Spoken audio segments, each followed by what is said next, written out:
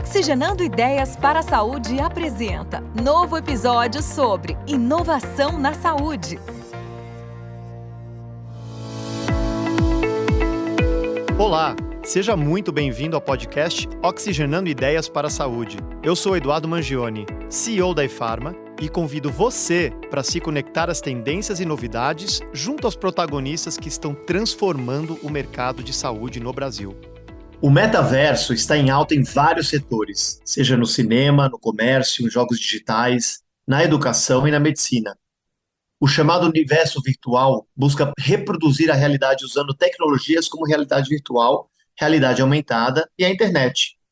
O metaverso começou como uma realidade virtual imersiva, acessada por meio de óculos especiais, onde as pessoas poderiam conviver através de avatares em 3D.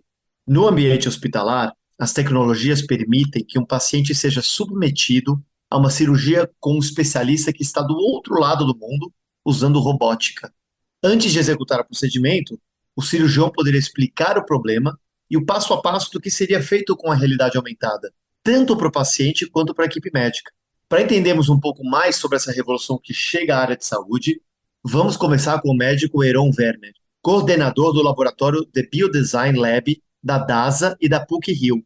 Ele é formado em ginecologia e obstetrícia, tem doutorado em radiologia desde 2005, trabalha na área de imagem atrelada à ginecologia. Dr. Heron Werner é professor visitante do Departamento de Radiologia do Children's Hospital of Philadelphia, nos Estados Unidos, e membro fundador da Academia Brasileira de Ultrassonografia e da Academia Latino-Americana de Ultrassonografia. É especialista em medicina fetal, ultrassom e obstetrícia e ginecologia e está experimentando o uso do metaverso para atendimentos, discussões de casos e planejamento de cirurgias, inclusive com a presença virtual do paciente. Dr. Heron Werner, seja bem-vindo. É um prazer recebê-lo aqui no Oxigenando Ideias para a Saúde. É um prazer muito grande estar com vocês aí. Espero poder contribuir bastante nesse podcast. Excelente. O uso da tecnologia é uma necessidade na área de saúde e cada ano avança em vários campos da medicina. Dr. Heron, a saúde está entrando no metaverso. Já podemos dizer que essa é a nova revolução da medicina? Bom, eu acho que o metaverso é mais uma nova ferramenta na medicina. Não poderia dizer para você que é algo ainda marcante na medicina. São várias facetas de tecnologias que vão entrando na área médica, desde o diagnóstico e tudo mais. E eu acho que o metaverso ele é mais uma ferramenta que veio contribuir com a medicina. Contribuir no sentido de conectar melhor as pessoas num primeiro momento e contribuir também no sentido de nos facilitar no próprio ensino médico. O metaverso na medicina pode ser entendido como uma imersão em um espaço virtual, mas com influências do mundo real? Tem muita gente que não conhece o termo, né, mais a fundo e como que ele começa a ser aplicado na medicina. Então seria super legal ter um pouco da sua visão sobre isso. Nós temos que ver o metaverso como se fosse um universo paralelo, né? Então, se você pegar a palavra metaverso, meta é além do universo, né? Metaverso é além do universo, né? É como se a gente tivesse um outro universo paralelo, totalmente imersivo, né? Eu acho que nesse primeiro momento totalmente imersivo, não sei se dizer se no futuro o será. Eu acho que o metaverso ele está caminhando para alguma coisa mais mista, né? Misturada com a realidade e o imersivo. Nós vamos achar um ponto de equilíbrio aí, mas no momento é uma tecnologia que é totalmente imersiva, né? Ou seja, é uma interface que nós vamos comunicar com outras pessoas através dos avatares, dos nossos avatares, né? Então, eu tenho o meu avatar, você teria o seu, as outras pessoas também, e nós poderíamos nos encontrar num ambiente totalmente virtual, e esse ambiente, o encontro é através dos nossos avatares. E ali nós podemos interagir, né? Seja num caso médico, por exemplo, a gente pode interagir na discussão médica de um caso clínico, né? Trocar experiências sobre determinado assunto, E no dia a dia, discutir tudo, né? Pode discutir economia, discutir tudo, trocar experiências, como nós estamos tocando aqui. A diferença é que nós temos uma tela que nos separa, né? E no metaverso, não. No metaverso, eu estou num ambiente virtual, sem a tela que nos separa, e nós estamos interagindo através de avatares. Quer dizer, todo mundo fala que o remoto, né, a gente fazer videoconferência e tal, é muito bacana até certo ponto, mas não tem um calor humano. Todo mundo fala, poxa, mas perde-se o calor humano, perde-se o que tem lá de especial no presencial, que é a leitura também dos sinais da pessoa. Talvez o metaverso nos leve mais próximo a essa perda, né, do que a gente está enxergando hoje em dia, certo? Pode ser que sim, a gente fica muito encantado com as novas tecnologias, né? Quando você pensa no início da telemedicina, né, eu vi um futuro fantástico no sentido de que, olha, nós podemos conectar à distância, trocar experiências, fazer consultas à distância. E você teve aquele primeiro boom da telemedicina, assim, todo mundo falando, e daqui a pouco a coisa vai diminuindo, né? Vai se falando menos, talvez, não sei se realmente isso vai substituir o presencial ou tudo mais. E depois você vê, a pandemia chegou e você achou o objetivo da telemedicina, que na verdade você voltou a conectar as pessoas, ajudar as pessoas, aí eu falo no caso das próprias consultas médicas, né? Então, ela veio e mostrou para que serve, né? Eu acho que o metaverso é a mesma coisa, né? O metaverso, se você olhar, 2021 foi a palavra mais buscada na internet, né? O que mais falava era metaverso. Eu acho que agora, próximos meses, agora a tendência é falar menos, né? Porque as pessoas experimentaram, as pessoas estão usando, a tecnologia por trás vai evoluindo, os próprios óculos de realidade virtual vão evoluindo, e aí a gente tende a declinar um pouco no seu uso em falar, né, sobre o metaverso, e daqui a pouco nós vamos encaixando nas suas reais aplicações, né? E aí ele estabiliza e volta a subir, né? Então eu vejo o metaverso como o mesmo caminho, assim, um caminho parecido com a telemedicina, né? Então, nós ainda estamos na área médica vendo as aplicações. Agora, dentro daquilo que eu tenho de experiência, e se você conversasse comigo sobre metaverso há 2 anos atrás, eu não ia saber falar nada sobre metaverso para você, Acho que ninguém saberia. mas ninguém saberia, né? Mas nesse último ano, o que a gente aprendeu de metaverso, o que a gente usou de metaverso, foi fantástico, né? E eu acho que a pandemia ajudou, né? Porque foi uma outra forma de conectar as pessoas, né? Então, é real quando você me pergunta: você viu médicos discutirem, fazerem planejamento cirúrgico através do metaverso? É real, isso eu vi. Você já conversou com o paciente? Qual foi a reação do paciente no metaverso? Também é real. Não conversei com muitos, mas o que eu vi parece promissor, né? Então, Legal. agora nós vamos achando essas aplicações, né? E eu já quero voltar a esse tema. Antes, eu queria te tirar uma dúvida, né, para a gente começar a entender um pouco mais sobre essa transformação toda. Gostaria que o senhor explicasse quais são as diferenças entre tecnologia 3D e realidade aumentada. Muita gente acho que confunde também os termos, né? A tecnologia 3D, na verdade, é a tecnologia de reconstrução 3D. Quando você pensa numa imagem, vamos pensar numa imagem médica, né? Eu posso ter uma imagem médica gerada a partir de uma tomografia, a partir de uma ressonância magnética, a partir de uma ultrassonografia, e nós geramos cortes, né? E a tecnologia 3D, eu vou recompor esses cortes, né? Então, pega uma imagem de tomografia, ela me dá os cortes todos, e eu vou segmentar essas imagens. Aí, hoje, você tem vários softwares capazes de segmentar, inclusive usando inteligência artificial, o que deixa melhor ainda a imagem, o que deixa uma segmentação mais rápida. Então, a gente chama segmentação, agrupar esses cortes, selecionando a área de estudo, e vamos gerar um modelo 3D, um modelo virtual em 3D. Então, isso é a tecnologia 3D. Então, eu tenho um modelo virtual, e aí eu tenho que saber o seguinte: o que eu vou fazer com esse modelo?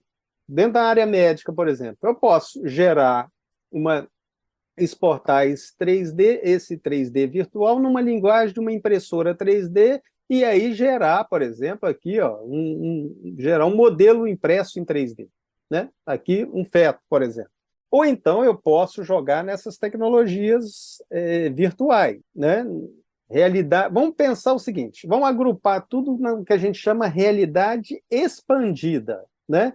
Dentro da realidade expandida, eu posso ter a navegação virtual, né, que eu vou navegar com um óculos em estruturas, por exemplo, mas aí eu estou sozinho navegando. Eu posso ter a realidade misturada, a realidade mista ou realidade aumentada, isso tudo é mais ou menos a mesma coisa, em que eu vou colocar um óculos. Com esse óculos eu posso me conectar com outras pessoas, mas dentro do meu ambiente. Então, por exemplo, aqui eu estou no meu escritório, se eu colocar o óculos e olhar para um exame médico, eu vou ver esse exame com uma holografia, e se outros médicos conectarem comigo, eu vou passar a ver esses médicos dentro do meu ambiente, mas sob um aspecto de avatar. Eu vejo um avatar deles, mas eu vou conversar Mas com eles. você está enxergando o ambiente físico no qual você se encontra no momento. Exatamente, eu enxergo o meu ambiente e a única é muito parecido com aquele brinquedo Pokémon, né? Você vê aqueles bichinhos num ambiente real, né? Que foi uma febre aí um tempo atrás, né? Então é a mesma coisa. Só que em vez de estar vendo os bichinhos ali no tempo, no meu espaço, né?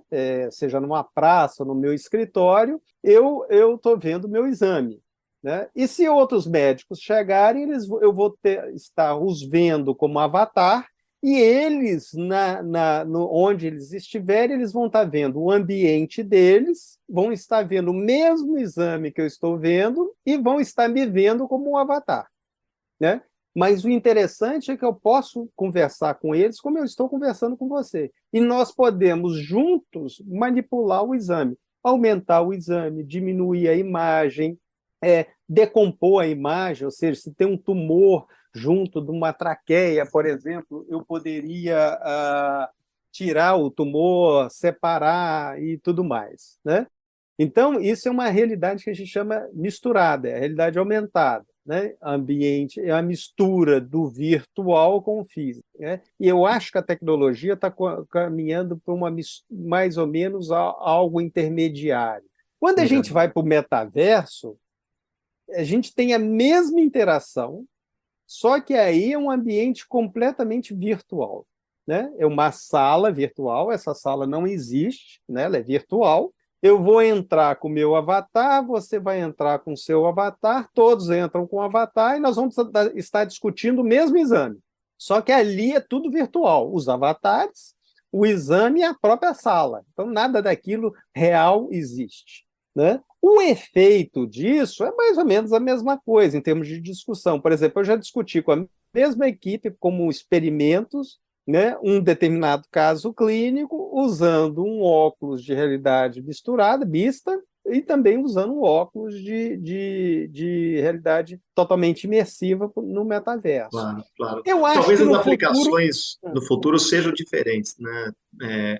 Com a Eu vinda do acho... 5G, É, do IoT, tudo uhum. conectado, né, no físico, mas com possibilidades talvez virtuais de informação expandida ou qualquer coisa do tipo, faça mais sentido a realidade mista, como você está falando, né, para esse tipo de Exatamente. aplicação. A diferença principal agora é preço, principalmente, né? Um óculos de realidade aumentada, você pega um HoloLens, custa uns 50 mil reais. Se você Uau, pegar um óculos Quest, um óculos para usar no metaverso, 3 mil, entendeu? Então, você já tem uma diferença grande de valores. Agora, eu acho que essas tecnologias lá na frente, elas vão convergindo, entendeu? E você vai achar um meio termo. Se você pegar a nova tecnologia que está saindo agora, do metaverso, do Quest, entendeu? Você vai ver que ele já caminha um pouco, nós compramos agora, ele já caminha um pouco para algo mais misto, entendeu? Então, eu acho que deve achar um ponto de equilíbrio que seja interessante, uma mistura do real com o virtual. Isso vai ser muito interessante, porque você imagina o seguinte, imagina eu discutindo com um médico, tem um médico aqui do meu lado, que é real, mas tem outros aparecendo virtuais interagindo. até mesmo na cirurgia, né? Dando palpite, falando, tudo Colaboração é mais, incrível, colaboração. né? Você pode extrapolar isso, por exemplo, num show, né? Em que você vai ter uma plateia real e uma outra que comprou ingresso virtual, mas que está ali também, É entendeu? fenomenal, E fenomenal. eles vão, o virtual vai estar vendo o real ali. Então, quer dizer, eu acho que essas tecnologias elas vão achando um ponto de equilíbrio e convergindo, né? Por enquanto, a gente tem tecnologias diferentes, mas que dá para você usar com o mesmo objetivo. Agora, pegando esse exemplo, você comentou do ultrassom, achei super interessante porque sabe-se que a tecnologia dos exames aí de imagem evoluíram muito nos últimos Isso. anos, né?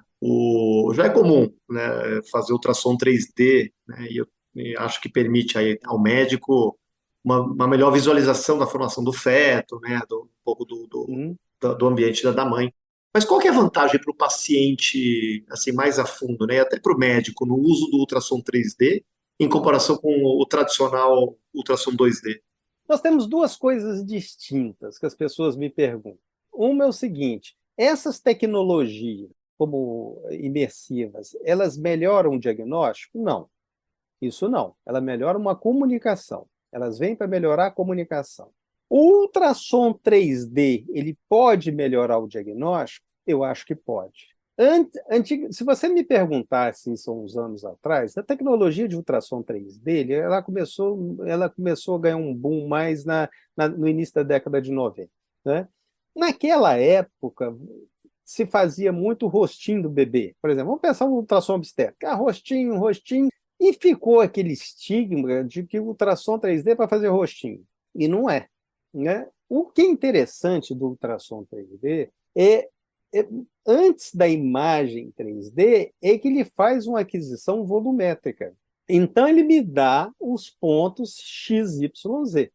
E o que acontece? Eu gero um bloco de imagem, né, em que eu posso navegar com pontos dentro desse bloco e localizar estruturas. Isso é interessante, porque, por exemplo, eu que faço ultrassom, eu tenho que ficar fazendo os cortes, manipulando, fazendo os cortes todos. Quando eu faço uma aquisição volumétrica, tudo aquilo que eu estava procurando, eu já gerei essa informação. Então, eu posso decompor os quadros e procurar a imagem que eu quero para o meu diagnóstico. Então, isso está melhorando o meu diagnóstico. A outra coisa, eu posso retrospectivamente voltar naquele bloco, trabalhar ele melhor e buscar o diagnóstico, né? Agora, o próprio aparelho, ele compõe esses quadros todos e gera uma estrutura 3D. E a estrutura 3D, ela pode melhorar o nosso entendimento de uma determinada patologia. Então, por exemplo, se eu viro para um casal e falo que o bebê tem uma fenda labial, né? Muitas pessoas, muitos casais, às vezes, têm dificuldade de compor essas imagens, essa informação em 3D na cabeça dele, né? E quando eu mostro a imagem reconstruída do rosto do feto deles com a fenda labial, eles passam a entender melhor e isso tem um efeito muitas vezes mais tranquilizador, porque às vezes quando você fala de uma determinada patologia, existem mil e umas fantasias que o casal pode fazer, inclusive quando eles pesquisam no Google, né? Porque eles veem uma imagem, vão usar aquela imagem como uma imagem verdadeira do filho deles. E quando Que você interessante, joga a olha. imagem real, eles vão ver que não é a mesma coisa.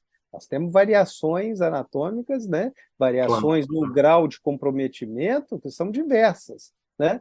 Mas se você não passa isso para eles de uma forma convincente, de uma forma nítida, a verdade para eles vai ser o que eles vão encontrar pesquisando, por exemplo, no Google, né? E isso tem um efeito complicador muito grande, imagino. né? Então, a ultrassonografia 3D, ela hoje, ela nos ajuda no diagnóstico, né? E ela é muito além do que simplesmente fazer foto de rostinho do bebê, né? Bacana. E hoje é possível reproduzir de forma física imagens captadas por equipamentos de última geração. Por exemplo, a equipe que trabalhou na reconstrução do acervo do Museu Nacional fez a impressão de fósseis utilizando impressão 3D. Foi a partir daí que surgiu a ideia do uso clínico da impressão fetal 3D? Exatamente. Esse trabalho, ele começou, isso foi até objeto de um livro, do primeiro livro que nós fizemos em 2009. Esse trabalho ele começou na clínica, né? O Museu Nacional procurou a clínica, o Dr. Romeu Domingues, na época, tudo, né? O diretor do Museu Nacional, e o que eles queriam, né, fazer um trabalho muito interessante, que eles queriam reconstruir parte do acervo sem danificar as estruturas. Então, você imagina o seguinte, você tinha um caixão egípcio, que a gente chama de sarcófago, mas, na verdade, não é sarcófago, é um caixão egípcio. O sarcófago é onde você coloca o caixão, né? Mas as pessoas, só para diferenciar, porque o egiptólogo sempre me chamava a atenção minha, né? Então, o caixão egípcio ele era protegido pelo patrimônio, você não podia abrir para saber o que tinha lá dentro. Então, o que foi feito? Né? Isso foi coordenado pelo Dr. Yujiro, na época, o Yujiro Kuroki, junto com o professor Jorge Lopes e o Sérgio Azevedo do Museu Nacional. Eles levavam o caixão, levavam para a clínica, final de semana, tal, marcava a hora, tal, o caixão ia. Eles fizeram a tomografia, gerando aqueles cortes que eu falei para vocês. E aí você consegue reconstruir aquela estrutura virtual. E outra coisa interessante é que você consegue virtualmente tirar o que é o caixão e isolar a múmia. E que você consegue também tirar a bandagem da múmia. Então você gera um esqueleto, entendeu? E aí, em cima desse esqueleto, artistas de reconstrução de face e tudo mais puderam reconstruir a face de como era aquela pessoa. Entendeu? Aproximadamente, né? E aí a ideia é muito bacana, porque imagina o seguinte, você teria o caixão com a múmia dentro, mas você não está vendo a múmia. Mas você poderia fazer uma impressão 3D, uma impressora, daquilo que está lá dentro, colocar do lado. Ó, o que está lá dentro é isso aqui, é fiel, né? Então é uma ideia muito boa. A outra, por exemplo, um fóssil achado dentro de uma pedra. Imagina que você tem a pedra, se você vai quebrar aquela pedra, todas as vezes você pode danificar o fóssil. Então, você coloca aquela rocha ali dentro do tomógrafo e aí você faz a extração virtual do que é pedra. Sobra o quê? O arquivo virtual do esqueleto, do fóssil. E aí você joga isso reconstruído virtualmente em 3D, joga para impressora 3D, você imprime o fóssil, né? Sem danificar a peça original. Então, isso é fantástico. Isso chegaram a fazer muitas peças do museu, arrisco a falar que perto de 500 peças. Teve, infelizmente, aí o incêndio do museu, e muitas dessas peças puderam ser reconstruídas, porque você tem um arquivo virtual, né? Não é o original, mas você tem um trabalho belíssimo que eles fizeram, que é reconstruir algumas peças usando a cinza do próprio museu, né? Que eu achei fantástico isso, né? E isso aí inspirou, inclusive, o pessoal lá na Notre Dame, em Paris, vir aqui a aprender com eles essa maneira de reconstrução também, que lá teve um incêndio, né? Então, isso foi um trabalho muito bonito, né? E aí, o que acontece? Bom, você imagina o seguinte, tem um caixão, tem uma múmia dentro. Então, eu estou gerando um 3D de uma estrutura lá dentro. Imagina o seguinte, bom, um abdômen materno, tem um útero e tem um bebê. Se eu estou começando a ter tecnologias de impressão, de gerar 3D, e isso foi nos inícios dos anos 2000, 2006, mais precisamente, por que não a gente gerar um 3D de um feto? E aí a primeiro problema foi que a ultrassonografia, ela não gerava, os aparelhos não me davam as informações dos cortes. Ele me dava uma foto em 3D, mas não a informação matemática que gerou essa foto em 3D. Esse foi o primeiro problema. Aí nós pensamos na ressonância magnética, que pode ser feito no feto. O problema da ressonância é que ela gerava cortes, naquela época, muito espessos. O corte mais fino era 6 milímetros. Então, eu gerava uma estrutura 3D, por exemplo, um feto em 3D, mas ele era muito pouco preciso, porque os cortes eram muito espessos. Então, a imagem, a reconstrução ficava muito ruim. Então, nosso primeiro estudo foi usar a tomografia, mas tomografia não pode ser feita na gestante. Mas existe um protocolo francês, eu trabalhei na França uma época, em que eles usavam a baixa radiação para estudo de fetos com malformação do esqueleto, entendeu? para estudar a formação óssea dessas crianças e tudo mais, e lá era a Interessante. rotina. E aí eu falei, bom, esse protocolo, ele já é usado no mundo. Então eu falei, por que não usar esse protocolo? Eu entrei em contato com o hospital que eu trabalhei lá, na época, né? E eles me passaram esse protocolo e eu falei, olha, o primeiro bebê que aparecer com uma malformação do esqueleto, eu vou conversar com os pais, eles autorizando, a gente faz usando essa baixíssima dose de radiação e vamos estudar o esqueleto desse bebê. E geralmente eles só fazem depois da 30ª semana de gestação. E aí passou um tempo, apareceu uma gestante, eu conversei com ela, né? Mostrei que isso não é nada assim, experimental, isso é feito no mundo, né? Existem vários trabalhos publicados sobre isso, e se ela aceitaria a gente fazer essas imagens, inclusive eu iria mostrar essas imagens para médicos lá fora, tudo.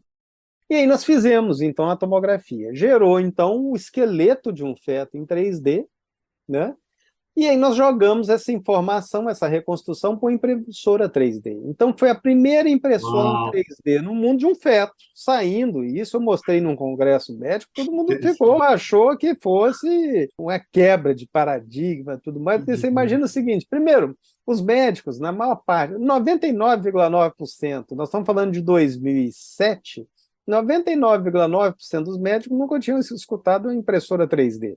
E aí, de repente, eles veem uma impressora e um feto saindo da impressora. E eu falei, isso é um exame Incrível. médico. Aí a turma ficou maluca, né? Ficou impressionada, né? Deixa eu jogar uma ideia para ver É. se faz Uhum. sentido o que você está falando aqui. Vou dar uma ideia maluca.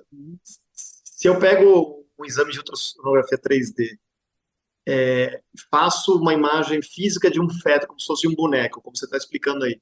E esse tipo de exame, por exemplo, se eu tenho um pai e uma mãe que são cegos, eu consigo fazer, inclusive, o extremo de deixar eles tocarem, conhecer a forma do bebê antes mesmo que o bebê nasça? É isso? Exato. Já existe isso há muito tempo? Você está explicando que... Isso existe a partir de esse trabalho com deficiente visual, ele começou em 2011. Então, ele já tem mais de 10 anos, Uau, né? espetacular. Nós evoluímos, então, saímos da tomografia, fomos rapidamente ressonância magnética, conversamos com as empresas, geramos protocolos de cortes mais finos. Menos de um ano depois, a gente conseguiu gerar um feto a partir de ressonância magnética. Então, esse foi o segundo passo. O terceiro passo, não, nós temos que fazer o ultrassom. Conversamos com as empresas de ultrassom, então, e conseguimos extrair, então, da máquina uma forma da informação matemática vir para nós, que gerava aquela imagem 3D. Fantástico! Temos 3 métodos agora para o feto. Aí a gente pensou, mas para que isso serve? A primeira ideia que veio era o seguinte, em malformações complexas, nós vamos fazer essas impressões 3D, primeiro, para discussão multidisciplinar, e segundo, para os estudantes de medicina. E aí eu lembrei o seguinte, quando eu trabalhava na França, a gente trabalhava perto de um hospital de deficientes visuais. E na época, eu lembro que a gente fazia o ultrassom 2D, fazia o perfil do bebê, eu pegava a foto e recortava o perfil com a tesoura para a paciente sentir o perfil Olha que na interessante. folha, né? Sei, sei. Aí eu falei, pronto, resolvemos aquele problema, nós vamos imprimir o quê? O feto em 3D, o rosto do feto em 3D. Aí eu fui no Instituto Benjamin Constant e falei, olha, aí conversamos com eles, então, eu consigo agora imprimir o feto em 3D e a primeira paciente que vocês tiverem, a pessoa grávida, nós vamos fazer gratuitamente, mas eu gostaria que ela passasse por essa experiência. Aí passou um tempo, daqui a pouco um casal me procurou, um casal, os dois eram cegos, deficientes visuais, e aí nós fizemos. Foi fantástico, a resposta deles foi muito boa. Então, a ideia, o que nós fizemos?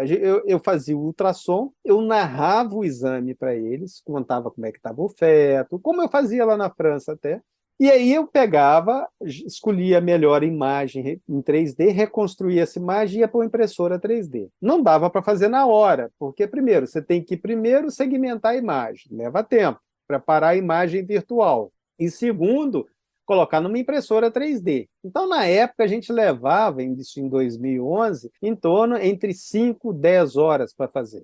Então, eu combinei com o casal voltar no dia seguinte. E aí nós fizemos, Aí eu repeti o exame no dia seguinte, só que aí eu dei o bebê para eles, entendeu? E aí Que eles foram demais. seguir, eu fui narrando e eu dei o bebê, eles foram Que demais. seguindo, tocando no próprio bebê. E É aí quase um eu milagre isso aqui, espetacular. Exato. É a mesma coisa, passou a ser muito parecido com a gestante que acompanha no monitor, né? Porque Sim, aí ela sim. passa, entendeu? Não, meu bebê está assim, está nessa posição, e ela ia tocando no bebê, Que né? demais, E que bom, demais. isso virou um programa gratuito que a gente faz, no Brasil inteiro, Olha que né? bonito. E no mundo todo, na verdade. Hoje mesmo eu estava vendo no LinkedIn lá um grupo mostrando, olha como é legal fazer isso nos pacientes deficientes visuais. Isso nos enche de orgulho, porque, na verdade, isso começou a fazer aqui. Nós publicamos isso como primeiro artigo, foi o primeiro artigo científico, né, falando do impacto dessa tecnologia no acompanhamento pré-natal das pacientes deficientes visuais. Isso Agora, é doutor, eu sou leigo aqui, mas a produção de um exame como esse deve utilizar materiais especiais, polímeros importados, etc. É muito caro realizar a impressão de um exame 3D ou o custo está acessível com a evolução de matérias-primas, equipamentos que a gente enxerga quando começa a ter escala, né? Apesar de que eu sei que a gente vive um momento, talvez, ponto fora da curva por todo o tema do Covid, né? Onde atrapalhou um pouco a cadeia de suprimento global e encareceu os materiais, mas como que está essa parte de acesso, de custo? O custo é bem razoável. Isso depende muito da tecnologia que você está usando. Obviamente, se eu for fazer um rostinho de um bebê, ou um bebê inteiro, numa tecnologia como uma Polyjet, por exemplo, que vai compor opção de material caro, eu vou gerar um modelo que pode me custar aí 3 mil, 4 mil, 5 mil reais. Isso não é factível, entendeu? O que a gente usa muito são modelos a partir de resinas com um custo muito mais baixo ou filamento. Ou seja, o filamento é um filamento de ABS ou PLA, por exemplo, e passa na impressora, ela aquece, o bico dela aquece e vai colocando camada a camada, como se fosse um PLA, um ABS derretido ali, vai colocando camada a camada e gerando a peça, né? No caso, o feto. Isso, para você ter uma ideia, um rostinho aí, uma impressão 3D de um rostinho vai sair aí 100, R$ 200 no máximo, entendeu? Então, Ah, ok, passa a ser ok. algo acessível, Bem né? acessível, claro, Então, é claro. acessível, né? Numa qualidade muito boa. Então, assim, a tecnologia 3D, quando você olha no mercado hoje, você tem inúmeras possibilidades de tecnologias e de marcas de impressora que você vai usar em função daquilo que do seu objetivo, né? Isso nós temos no laboratório. Então, hoje, a gente usa ou resina, que é uma resina líquida, solidificada ali com laser, um ultravioleta ali, camada a camada, ou então o filamento, né? Então, são tecnologias hoje bem acessíveis, né? Tanto a Legal. E hoje impressora costuma demorar também quanto o material. essas Ah, 5, 11 não. horas ou já melhorou o timing? Não, melhorou muito. Melhorou bem. Melhorou, para você ter ideia, esse trabalho evoluiu muito. Primeiro, que nós já fizemos com a empresa de ultrassom a conversão já para exportar no STL, por exemplo. Então, o próprio aparelho já exporta. Isso foi um trabalho nosso também, Que legal. disponível dentro dos aparelhos no mundo todo. Esse trabalho foi em parceria com uma empresa mundial, de marca mundial, dentro da Universidade Católica do Rio de Janeiro. Então, isso já poupa um tempo imenso que é o preparo da imagem. E hoje, uma impressora, imprimir um rostinho ali, em 2 horas você faz, Que entendeu? beleza, olha só. Daria até para Imagino fazer que será daqui uma medida. década também, né? Ah, A sim. evolução é absurda, né? E o que vai acontecendo é o seguinte, essa segmentação de imagem ela vai melhorando cada vez mais porque está entrando algoritmos de inteligência artificial. Então, por exemplo, hoje a gente trabalha com alguns algoritmos, isso são teses de doutorado que eu estou orientando, você tem um algoritmo que seleciona o líquido amniótico, você tem um algoritmo que seleciona o volume do feto, um algoritmo que vai selecionando o cérebro do feto. Então, isso tudo vai atuando de uma forma que deixa essa segmentação, esse preparo dessa imagem virtual muito rápido, entendeu? Isso nos Precisa, né? poupa tempo. Rápido, preciso É. e, sendo assim, mais barato, porque menos gente trabalhando em cima disso e, além disso, abre um leque aí para você disponibilizar para toda a comunidade.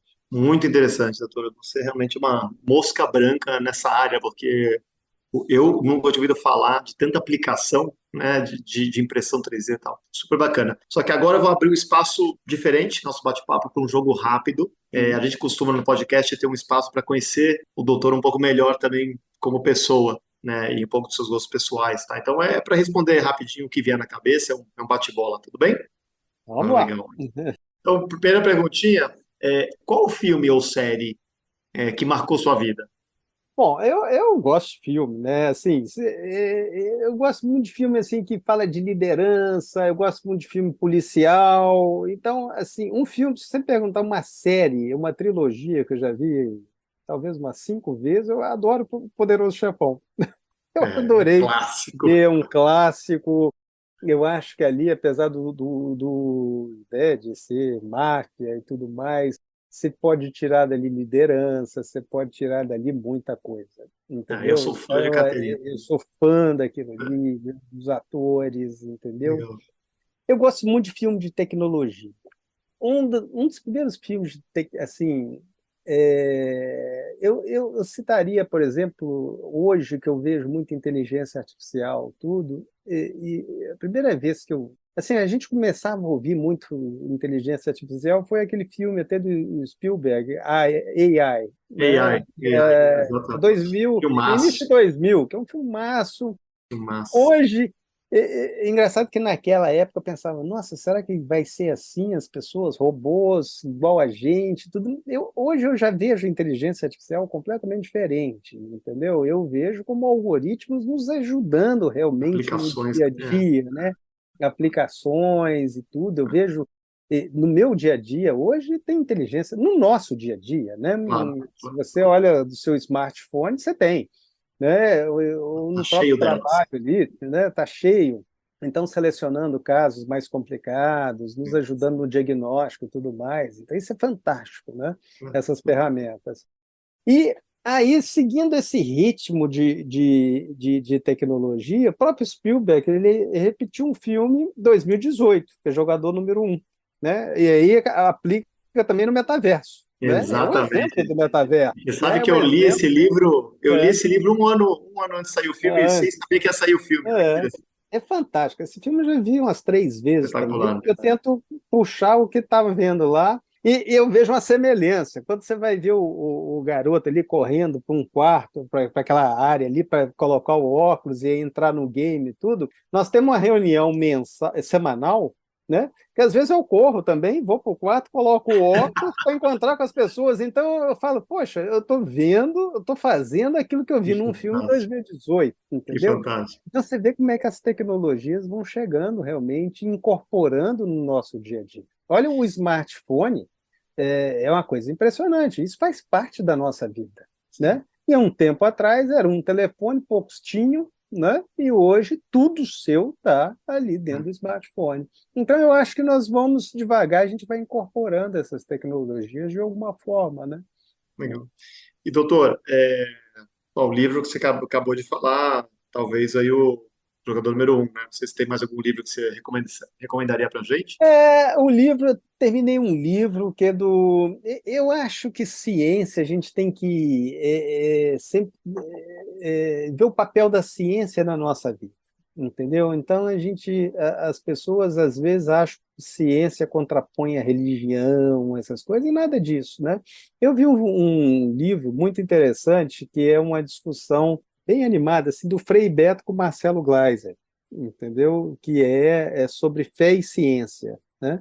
Um amigo meu me indicou, eu li, e achei bem interessante esse livro. Então, eu acho que tudo tem seu espaço e tudo se conecta, né? Então, realmente, eu gostei muito desse livro. E recomendo os nossos livros também de tecnologia 3D, né? Nós tivemos um livro. pode fazer a propaganda. Nós tivemos um livro que foi lançado em 2012, que foi finalista do Prêmio Jabuti, ele chama Tecnologia 3D, que conta um pouco disso que nós falamos, mais focado na reconstrução 3D. E o interessante é mostrar que a tecnologia ela é mais ou menos a mesma para as áreas do conhecimento. Então, o que é legal desse livro é que a gente colocou capítulos com medicina, um capítulo com moda, arquitetura, botânica, veterinária, arqueologia, egiptologia, mas o tema é tecnologia 3D. E a receita é mais ou menos a mesma para essas tecnologias, entendeu? Para o uso. Então, isso abre um leque. Quando às vezes você fica falando, não, ele está falando de tecnologia 3D, aí você liga a medicina só, não, mas você liga tudo, né? Você tem um veterinário usando isso para reconstrução, para estudar carcaça de gado, por exemplo, para ver o melhor corte, por exemplo. Eu vi um estudo legal de estudar, escanear a casa do João de Barro, daqui do Pássaro, Olha, que Barro, interessante. para ver a aeração, para usar isso na arquitetura, na Nossa. própria execução das casas, dos projetos. Olha que bacana, né? Na botânica, né? Na moda e tudo mais. Então, quer dizer, o leque é muito grande. Então, tecnologias 3D é para tudo. E metaverso também, a realidade expandida, é tudo, né? Vai ser Legal, usado legal. em todos os domínios do conhecimento. Então, fica a dica para quem Fica a quer dica. aprender mais sobre impressão 3D. Acho que um dos poucos livros aí, né, que fala bastante do assunto, se aprofunda. Então, fica a dica aí. Outra pergunta, doutor. Escolha um dos dois, Human ou Tech, e por quê? Eu acho que os dois, né? A gente tem que ter tudo caminha junto, entendeu? Não tem um ou outro, né? Eu acho que, por exemplo, eu como médico, eu acho que a tecnologia ela vai entrar na medicina. Não tem jeito. Mas a tecnologia ela entra na medicina não é para substituir o médico humano. É que eu falo com os médicos. Eu falo que a tecnologia ela vem para ajudar. Ela vem para ajudar o médico no seu diagnóstico e ela vem para ajudar o próprio paciente, né? E o humano também, a tecnologia não substitui, entendeu? A tecnologia não substitui a palavra com o paciente, o toque, né? Segurar na mão, né? Abraçar, confortar. A tecnologia não é para isso. A tecnologia ela vem como uma ferramenta auxiliar. Então, os dois caminham juntos. E por último, qual que é o maior desafio na saúde, na sua visão? Eu acho que o maior desafio na saúde é ela se tornar cada vez mais precisa e disponível para todos. A saúde tem que ser para todos, entendeu? E para a gente ter uma saúde para todos, ela tem que ser precisa. Sendo precisa, ela vai baixar o custo dela, né? Então, outra coisa, ponto errado que as pessoas têm é que quanto mais tecnologia, mais caro fica a saúde e menos disponível para as pessoas. Eu acho que é o contrário. Quanto mais tecnologia, eu vou ter ferramentas para baixar o custo da saúde, melhorar a precisão da saúde e deixá-la mais disponível para toda a população, para todas as classes sociais, né? Então, esse é o grande desafio da saúde. Espero que você tenha gostado do episódio de hoje. Eu com certeza gostei muito. Continue acompanhando nossos próximos episódios no Spotify, no Google Podcasts e não esqueça de ativar as notificações. Obrigado pela sua companhia. Um grande abraço e até o próximo programa.